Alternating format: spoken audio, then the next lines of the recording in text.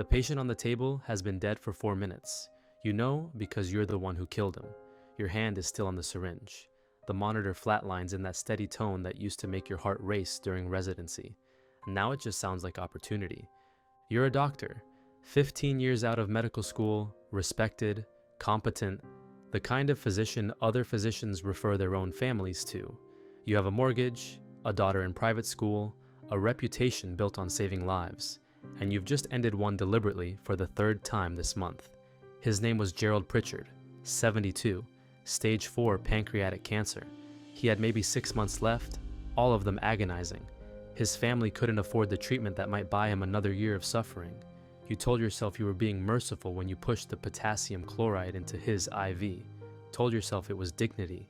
But mercy doesn't pay off gambling debts, and you owe people who don't accept medical excuses. The first time was different. Mrs. Chen says 86, stroke victim, vegetative state. Her son was tired of paying for the care facility. He found you at a hospital fundraiser, had clearly done research on which doctors worked late shifts alone. He offered you $20,000. You said no.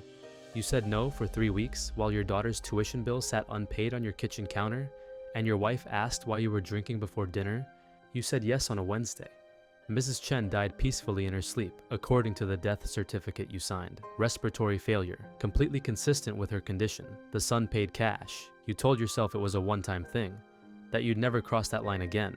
You were lying to yourself even then. The hospital intercom crackles. You hit the code button. Nurses flood in. You start compressions even though you know they're useless. You're performing now. 20 years of training deployed to look like you're trying to save a man you just murdered.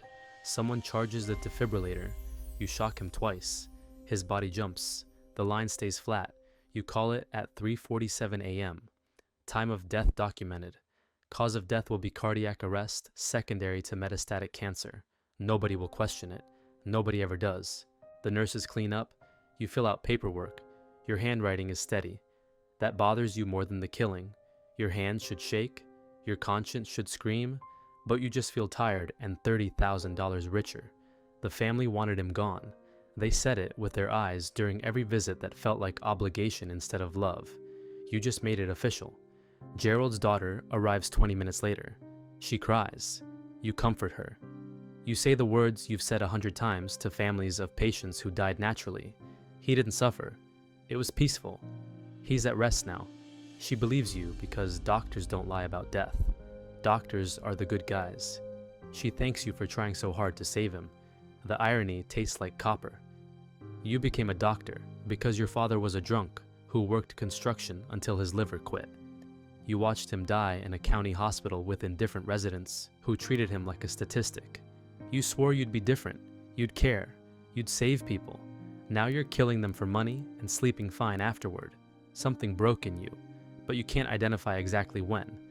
The second one was easier. Mr. Kowalski, 64, emphysema. His brother wanted the inheritance before his own business went bankrupt. $25,000. You negotiated up from 20. You're getting better at pricing your soul.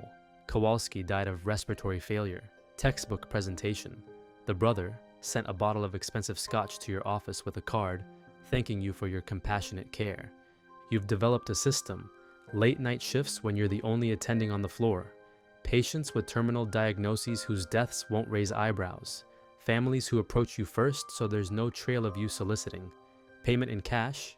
Always. Meeting spots that aren't on hospital cameras. You've thought through every angle. Medical school taught you how bodies work. Desperation taught you how systems work. The gap between those two kinds of knowledge is where you operate now. Your wife thinks you're working extra shifts to cover expenses. She's not wrong. Your daughter thinks you're a hero. She wrote an essay about you for school. My dad saves lives. It's on the refrigerator. You read it every morning while drinking coffee and planning which patient might be next.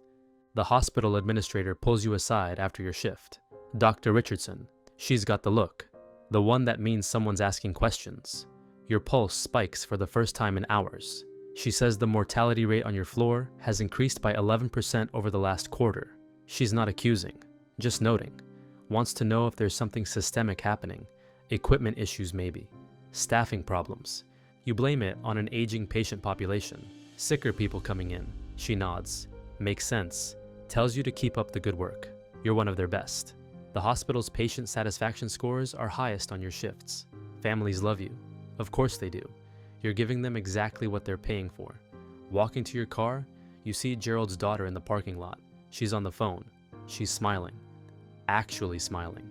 Talking about selling the house, splitting the estate, finally taking that trip to Europe. Her father has been dead for 6 hours. You feel something then. Not quite guilt. More like recognition. You're not special. You're just the instrument. They're the ones who wanted this. You just had the access and the expertise to make it clean. Your phone buzzes. Unknown number. Text message. Just a name and a room number. St. Vincent's Hospital across town. Someone's already lining up the next one. You should feel horror. Should feel revulsion. Should feel something other than the mental calculation of how much you can charge for a patient in a different facility. Higher risk means higher price. You're thinking 40,000, maybe 50 if they're desperate enough. The scariest part isn't that you're doing this. It's how normal it's starting to feel. You delete the text, not because you won't do it, because you need to think about price structure first, supply and demand. You're the only supplier they know about. That gives you leverage. 3 months pass, you've done 6 more. The money sits in a safe deposit box at a bank 40 minutes from your house, 230,000 in cash. You've started researching offshore accounts, places that don't ask questions. The Cayman Islands, Panama, Switzerland if you can figure out the requirements. Your daughter needs braces, $8,000. You pay cash at the orthodontist. The receptionist looks at the stack of hundreds like you just pulled them from a drug deal, which isn't far off conceptually. You tell her you don't trust banks. She laughs nervously and processes the payment. Your wife asks where the money's coming from. You tell her you've been doing consulting work, medical malpractice cases, reviewing records for attorneys. It's plausible. Doctors do it all the time. She doesn't push. She's just relieved the credit cards are paid off. But something's shifting. The patients are getting younger. Ms. Rodriguez, 47, breast cancer, stage 3. Her husband wanted out of the marriage but couldn't afford the divorce.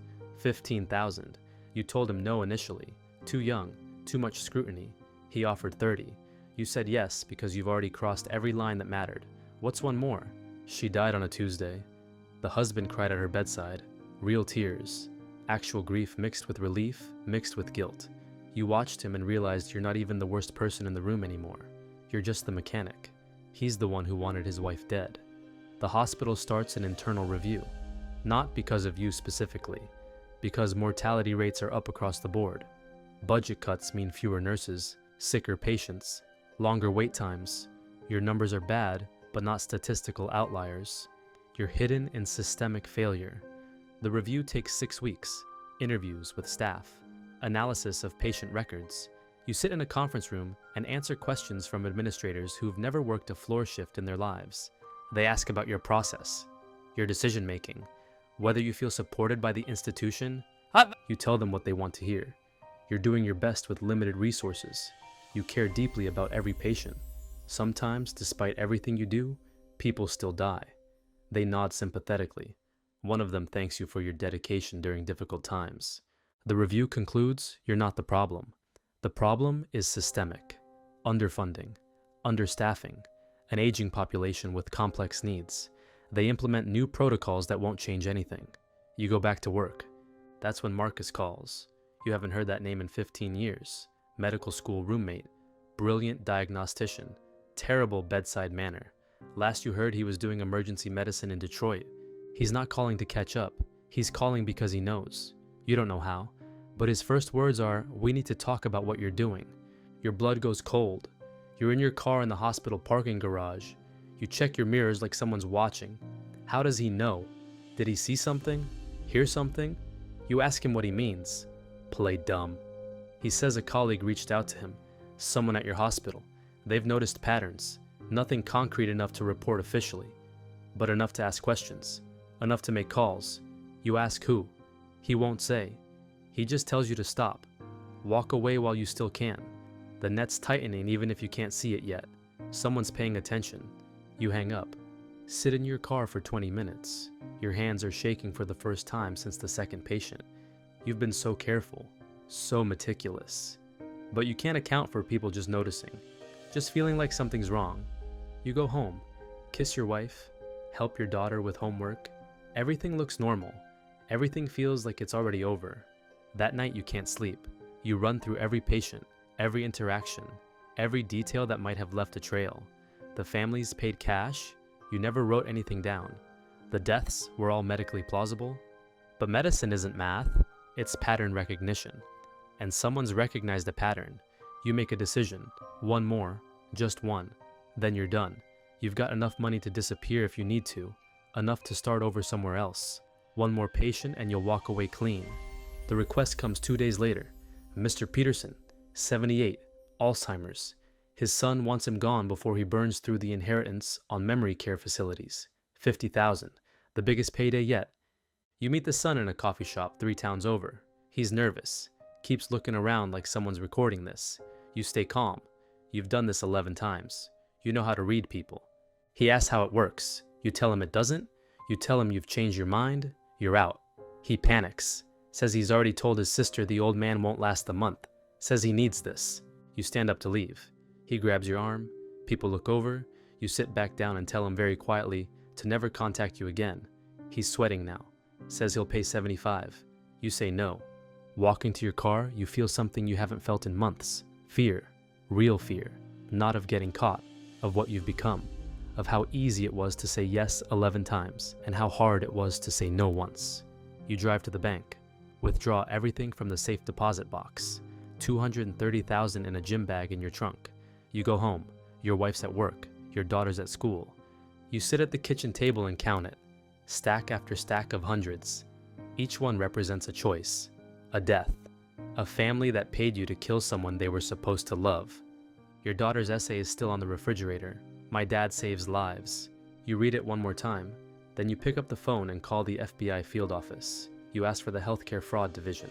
The agent who answers sounds bored until you say you need to report a doctor who's been killing patients for money. She asks for the doctor's name. You give her yours. The confession takes 4 hours.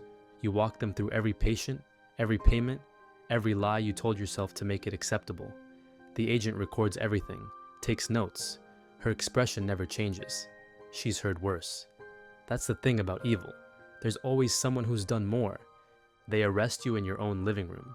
Your wife watches through the window as they put the cuffs on. Your daughter's at soccer practice. She'll find out when she gets home.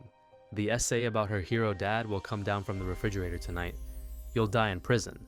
That's guaranteed. Doctors who kill patients don't last long inside. The inmates have mothers. Had mothers. You took someone's mother for money. They'll take you for free.